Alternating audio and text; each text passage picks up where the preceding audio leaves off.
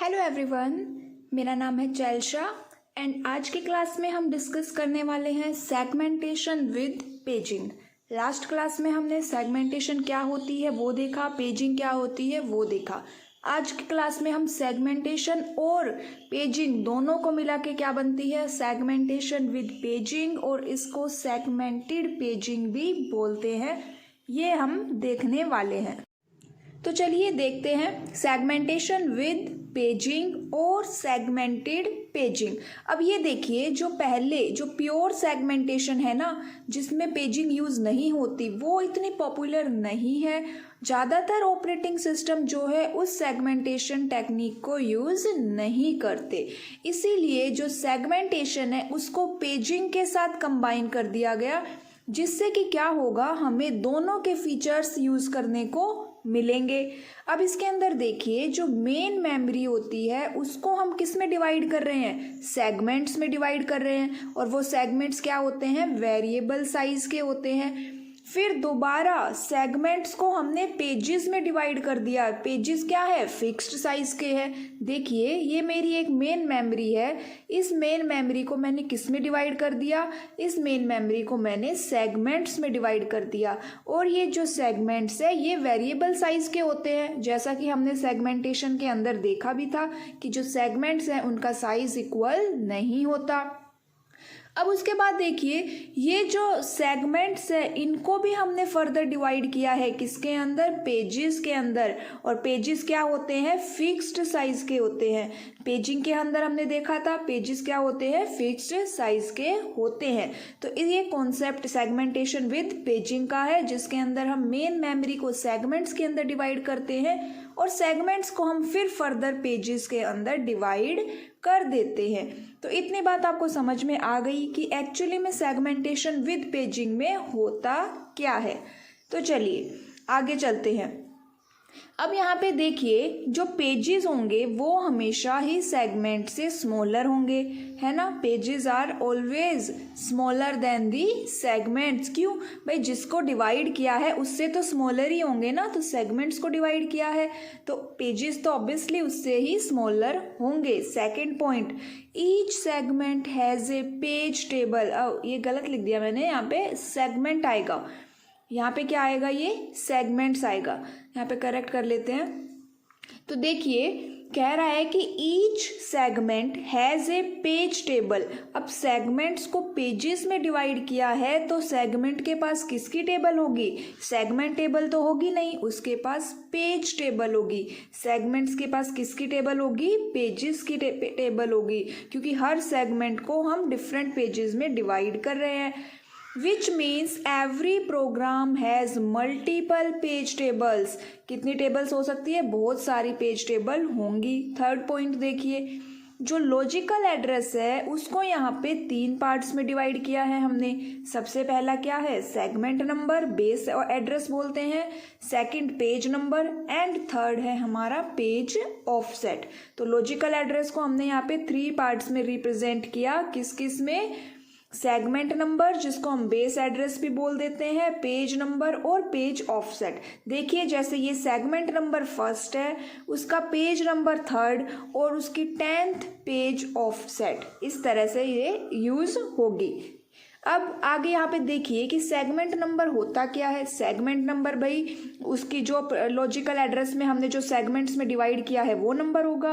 Page number क्या करेगा, उसका एग्जैक्ट पेज बताएगा उसका कि कौन सा नंबरिंग है। और पेज ऑफसेट क्या होता है, एक ऑफसेट के जैसे ये यूज होगा। इनको हमने पेजिंग और सेगमेंटेशन में भी देखा था। अब यहाँ पे देखिए, ये मेरी एक सेगमेंट टेबल है। सेगमेंट टेबल को मैंने डिवाइड कर दिया यहाँ पे सेगमेंट टेबल एंट्री या पेज टेबल एंट्री है। यहाँ पे 3 मेरे पास सेगमेंट टेबल एंट्री है। हर एक सेगमेंट टेबल एंट्री किसको पॉइंट आउट करेगी, एक पेज टेबल एंट्री को, एक पेज टेबल को पॉइंट आउट करेगी। मतलब यहाँ पे 3 एंट्री है सेगमेंट्स के लिए, तो यहाँ पे 3 पेज टेबल बनी है और हर एक पेज टेबल में उसकी पेज टेबल एंट्री होगी। ठीक है, हर एक पेज टेबल में क्या होगी, उसकी पेज टेबल एंट्री होगी। और जो पेज टेबल एंट्री है वो क्या पॉइंट आउट कर रही है, पेज टेबल एंट्री जो है सेगमेंट्स को पॉइंट आउट कर रही है और उन सेगमेंट्स में कौन से पेजेस है उनको वो पॉइंट आउट कर रही है। जैसे पेज टेबल एंट्री 1 पेज 1 के लिए है इस तरह से। और सेकंड पॉइंट क्या है, यहाँ पे जो मेन मेमोरी है वो हमारी किस में डिवाइडेड है, सेगमेंट्स में डिवाइडेड है। यहाँ पे देखिए कि each page table contains information about every page of segment. जैसे यहाँ दिख भी रहा है, पेज टेबल किसकी इंफॉर्मेशन रख रही है, सब जो सेगमेंट में जितने भी पेजेस हैं उनकी इंफॉर्मेशन रख रही है पेज टेबल एंट्री के थ्रू। इतनी बात आपको समझ में आई कि पेज टेबल के अंदर पेज टेबल एंट्री होती है जो सेगमेंट के पेजेस की इंफॉर्मेशन अपने पास रखती है।